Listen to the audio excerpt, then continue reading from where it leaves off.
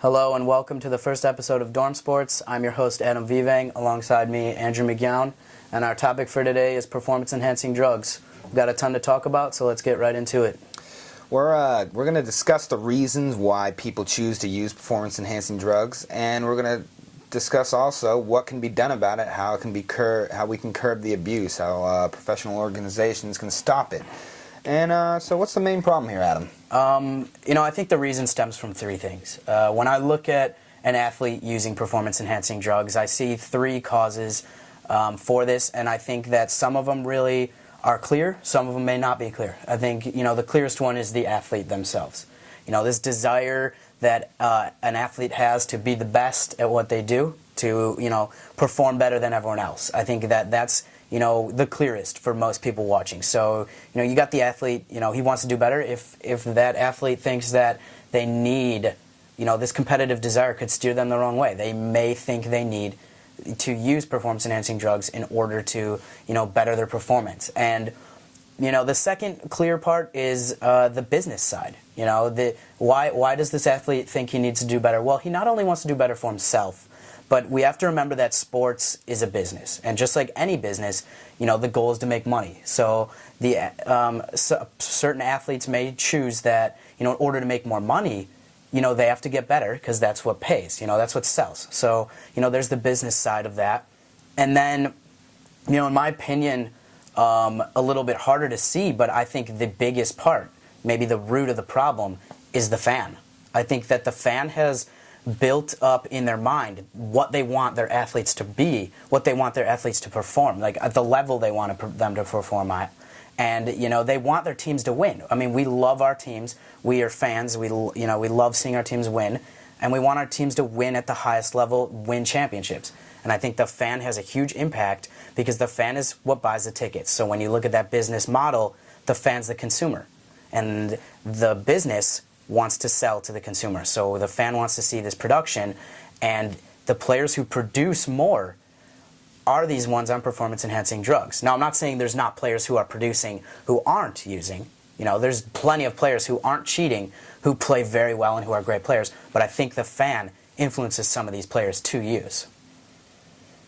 Oh, I agree with you on 2 out of the 3, all right? I think the player is an issue. They want to be better. They want to be competing at the highest level, and they want their stats to be good, and they want to be known as one of the best to play the game. Organizations, yeah, they want the best players. They want players who are going to attract people, and some of these players are players who cheat, who are using performance-enhancing drugs. But I don't think the fans are a big cause to it. I don't think that's a big problem here. The fans, regardless, I think, will come out. They want to see, for example, in baseball, they want to see home runs. I understand that. In order to get a lot more home runs, sometimes, yeah, you need to use steroids. It's going to give you muscle. It's going to make you hit the ball a lot farther and a lot harder.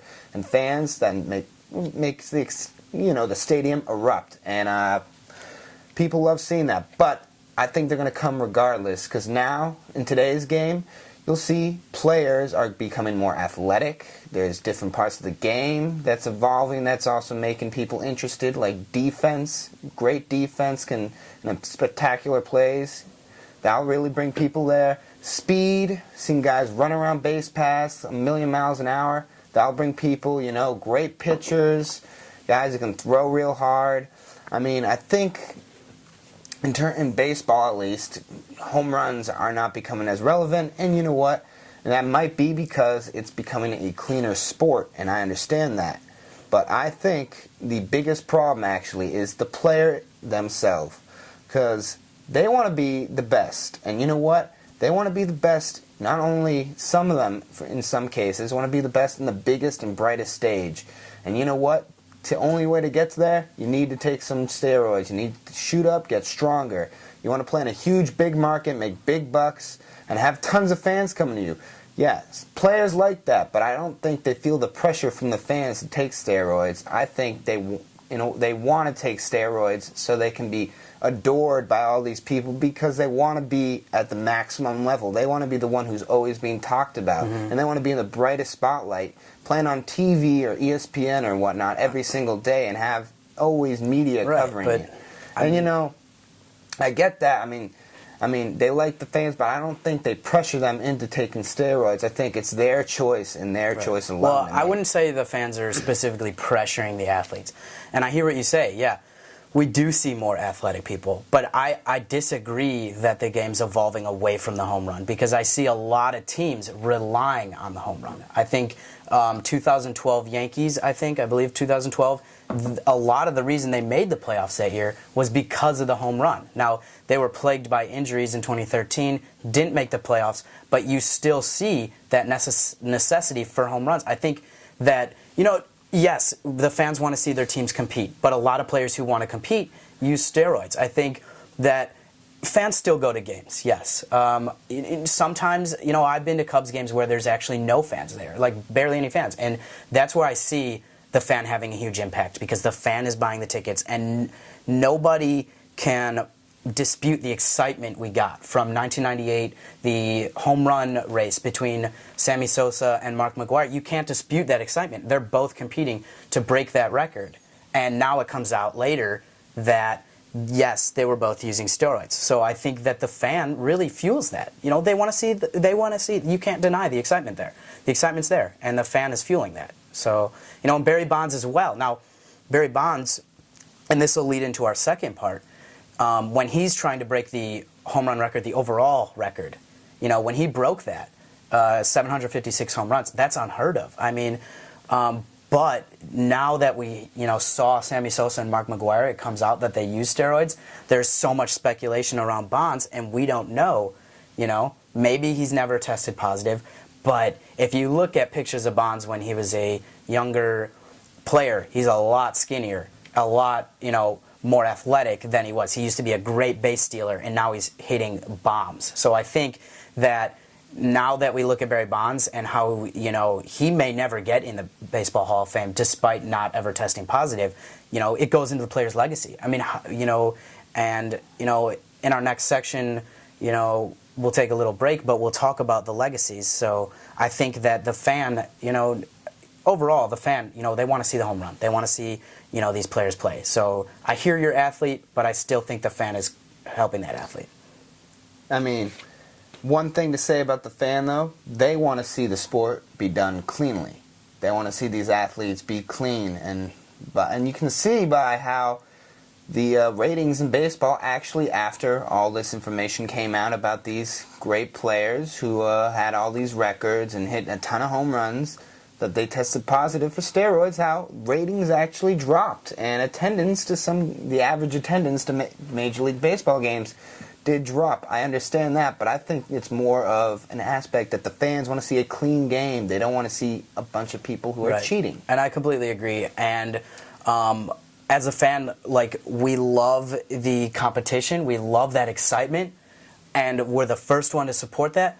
But when these stories come out that someone has used performance-enhancing drugs, we are the first to drop them and the first to let them go. And that brings us to our next section, which we're going to take a little break. But when we come back, we're going to talk about the legacies that you know, the use has on these players and players who use, and, you know, how the fan drops them and what the media does to these players. Hello and welcome back. Again, I'm Adam Vivang, Andrew McGowan at my side, and right now we're going to talk about the legacies of these players. We talked a little bit before about the cause and the reasons why players use performance-enhancing drugs. But Andrew, you know, what do you see what happened to their legacies when a story comes out, or, you know, they're accused at first, maybe not even convicted yet, but accused of using? Well, I mean, I think in what's recently happened, especially in baseball, prime example is Ryan Braun. Now he got tested positive for a performance-enhancing substance, right? And he won the case, didn't get in trouble for it, and then told everyone he never had anything injected into him. And then it comes out this year, during this past baseball season, he did cheat, and you know what? He got suspended for 65 games, and it's not good. It was bad. He lied to everyone. He looked looked like a scumbag actually. Exactly. Just putting up this fancy little charade up there, and you know what? And you saw a huge effect throughout baseball. Right. For example, fans at Brewers games come in with a trash bag over their head and have a Ryan Braun jersey, but instead of having it say Ryan Broad, it said Ryan Fraud, because you know what? He's a fraud. Right, the fans, they drop their players. We support them. And I think, actually, one of the most interesting stories to come out of the Braun thing was Aaron Rodgers. I remember him saying on SportsCenter a couple times, great friend, big supporter, believed Braun 100%, and when everything came out that this is true, Braun is using performance-enhancing drugs, Rodgers was like, he felt betrayed, lied to, and I think that as a fan we do that too. You see the player you supported now, and you're defending him, you're saying this guy didn't do it. I did it with Lance Armstrong. I was like, I don't think he's using, and to hear him come out and say, it's a bunch of lies and it's a mistake, it's kind of frustrating in a fan's mind, I think. So I don't know, I think that's where, the fan gets mad. It comes with everything. You support something, and if it turns out, it's a fraud or it's illegal, it's then you look like an idiot for supporting it, especially if people are saying, this is what's going on. Yeah, exactly. No one wants to look stupid, especially if they're trying to defend someone, like, per se, Lance Armstrong. And it's interesting you bring him up, because I didn't think he cheated, and you know what? I thought he was a great guy, noble cause, was fighting for his charity, which I still support. Right. But now that he's done, they found out he cheated. It puts a little bit of a negative spin on it. Like, are people like, I don't know if I want to support this just because Lance Armstrong's a cheater. Why do I want to support a cheater? But it's for a great cause. He definitely has that negative connotation on him. Ever since he did that interview with Oprah, a year ago, January. Yeah. As an athlete, I've watched the Tour de France. Now, it's like a couple week-long event, so it's hard. But it's in the summer, so I'd turn it on and be on. And yeah, Lance, he's in front. He's winning a lot of the legs of it. And it's fun to watch. He gave a face to that sport. I don't think a lot of people watch cycling or really cared much about it until Lance Armstrong, 7 titles. And it's just kind of sad to see that, for someone who, said multiple times, he told the media multiple times, I have not used drugs. I would never do that.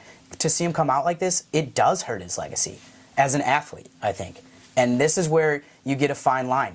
His Live Strong campaign for cancer, I do still support. And I'll tell you why. And when Lance got caught, and he came out, I had a tweet, and I said, with or without the 7 titles, you cannot measure the impact Lance Armstrong has had on millions of cancer patients who are clinging to some hope to survive. And I think that, look, we thought he was a great athlete.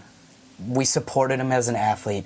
But when it comes down to it, we want to see him, what kind of person he is. And what it did to me, his confession, what it did to me is it showed me maybe, what kind of person is he, that he would lie about this. And you know what, it's hard to still support, him as a human, because lying it's terrible. And that's when we drop our athletes the most. But I think, I could get, people could disagree on this.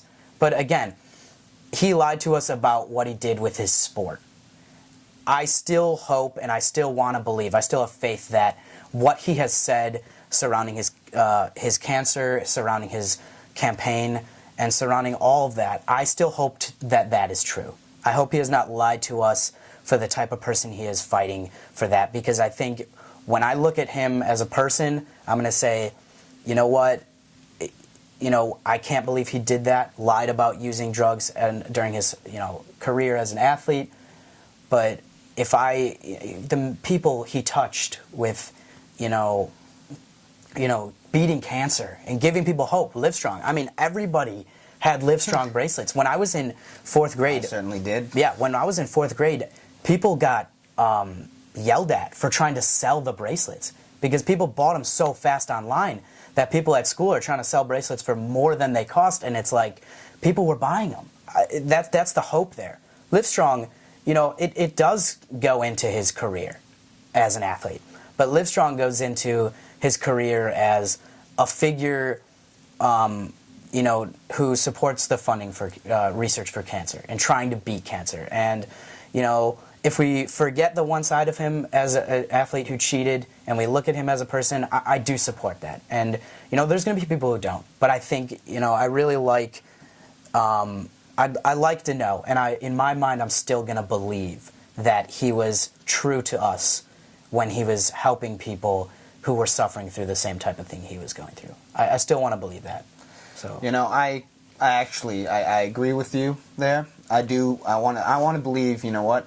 He still is doing it for a good cause, his cancer foundation, and I think that's great. That's great about him. He's helping millions of people around the world with similar problems, and that's great. And that I want to remember that about him. But the cycling, I won't. No. Can't say I'll remember that about him. And you know what? What we'll remember is that he cheated. And that he cheated, yep. We'll still remember him winning 7 races, but it's the sad part is when he won the 7 races and now he cheated, we're remembering him as a cheater. And it's sad to say that, but I truly want to see what our viewers think as well. If you guys want to comment, in the comment section on YouTube or send us an email, through our website, I want to know what people think about, Lance's legacy. And in the earlier stuff as well, feel free to comment on that too, because it's always fun to, hear other people's opinions. But I think Lance's legacy is split, I think we have to look at it in 2 ways, because I think we have to look at him as a cheater and in one of his careers, and we have to look at him as a figure who gave millions hope to beat, cancer as well. And I love him for that, but I'll never be able to think of him solely in that way because of what he did. Now, I got an interesting question then. You know how his 7 Tour de France titles were revoked and taken away from him. What do you think about that? Do you think he should have been able to hold on to them, or do you think that should be the case with every player? They should get titles removed and maybe even, kicked out of the sport or something like that. I think, specifically talking to Lance, I think they did the right thing. He doesn't deserve to have the titles if he was cheating, because he had the unfair advantage compared to the rest of the people.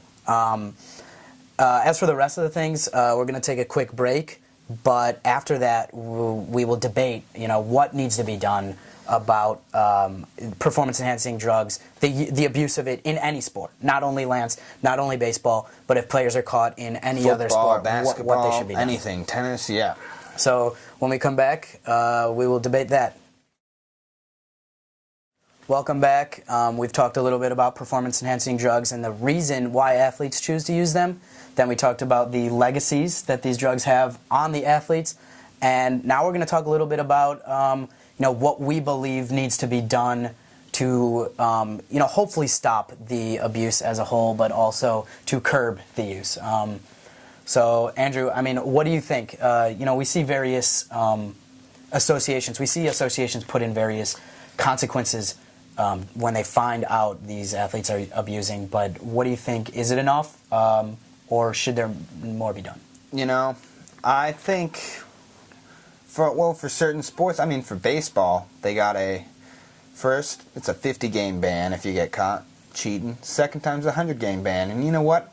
I don't like that. I think it should be first time you get caught, you get a ban for 50 or 100 games, somewhere in between that, wherever they feel is right for you.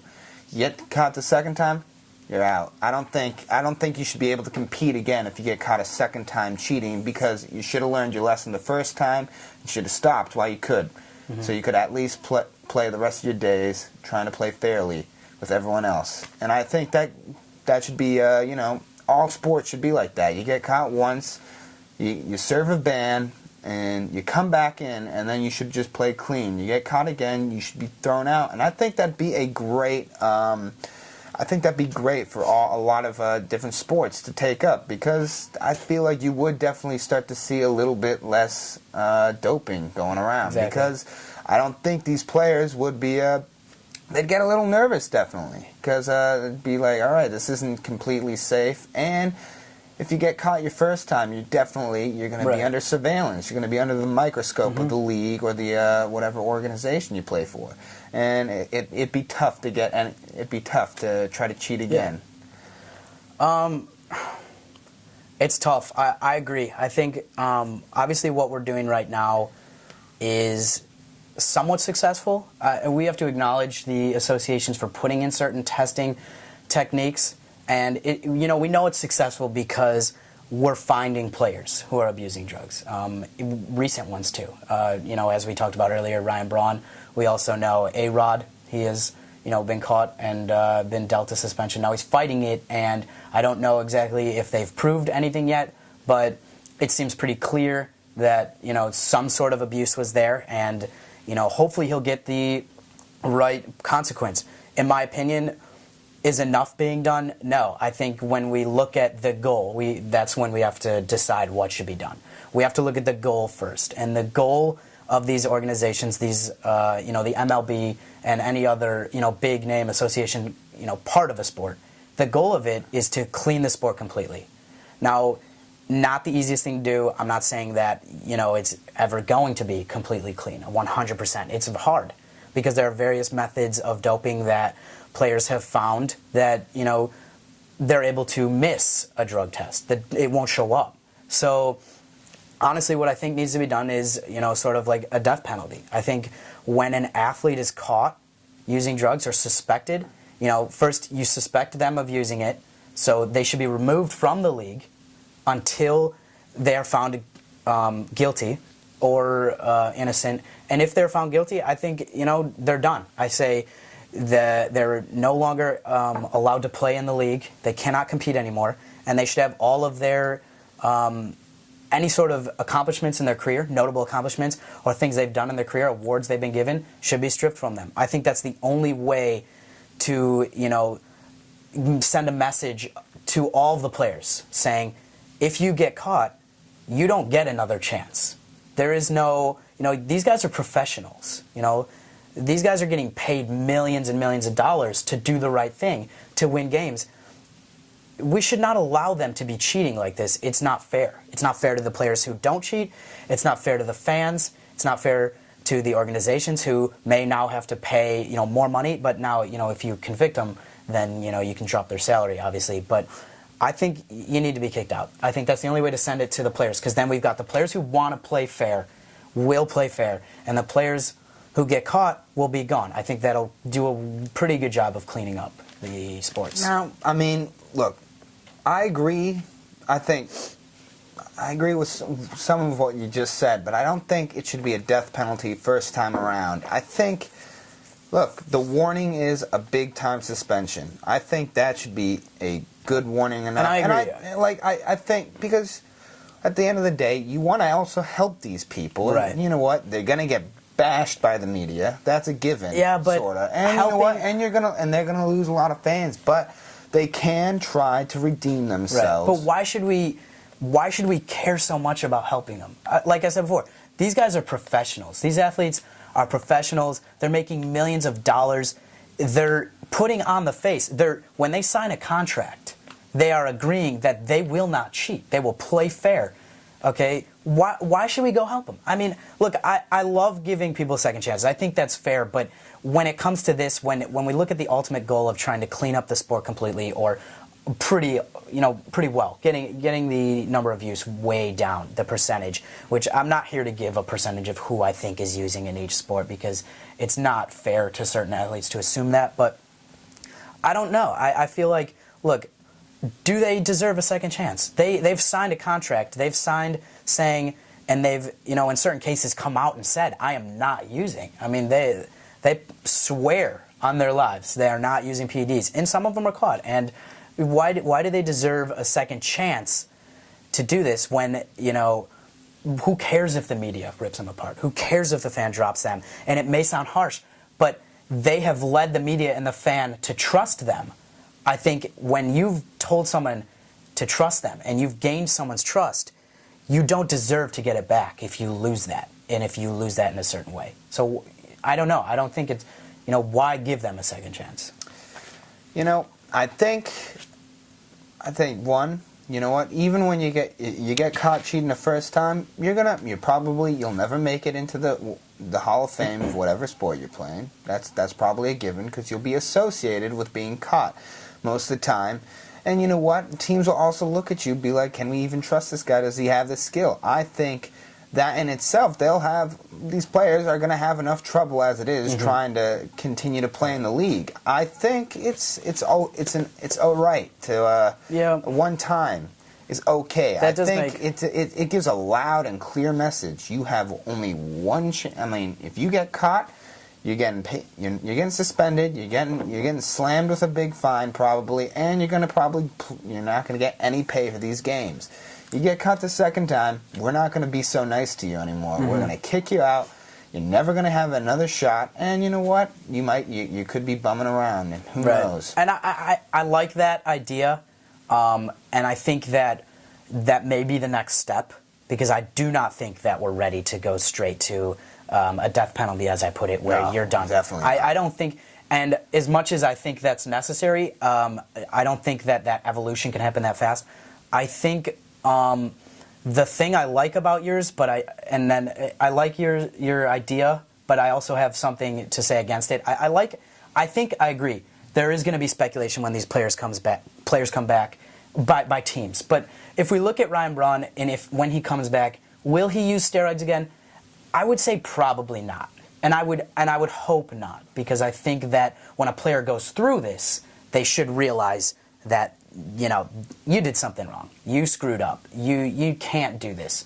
So I think with that being said, you need to look at it like that. That's why, a second abuse, maybe they won't ever abuse it a second time, which is what we want. But this message that your idea may send is that you get another chance, which I don't like, because I think when you tell someone they have another chance, you're allowed now to screw up once. And for players we hold at such high levels, for players who we look up to and all of that, and I think you can't give them a second chance with the amount they're being paid, with the contract they signed, because I think that and we're running out of time, but I think that giving them this second chance, it doesn't send the message to other players that this is illegal. What a death penalty does is send a message to a player who has a thought about taking PEDs. There are players out there who might ask themselves, should I do this? And their decision is either yes or no in the future.